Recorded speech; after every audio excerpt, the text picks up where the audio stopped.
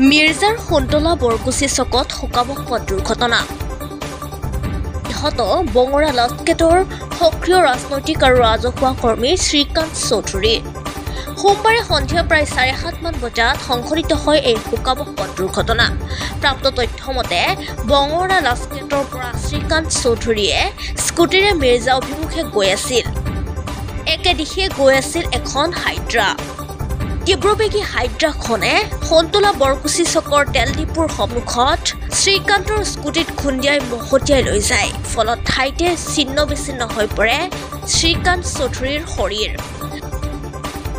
একাংশ সচেতন ৰাইজৰ অভিযোগ যে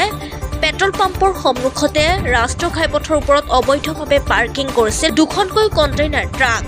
দুৰ্ঘটনা প্ৰবণ স্থানত অবৈধ পাৰ্কিং কৰা কণ্টেইনাৰ দুখনৰ বাবেহে অঞ্চলটোৱে হেৰুৱালে শ্ৰীকান্ত চৌধুৰীৰ দৰে এজন সক্ৰিয় ৰাজহুৱা কৰ্মী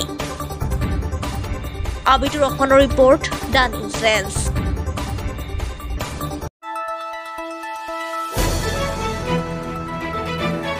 দ্য নিউজ লেন্স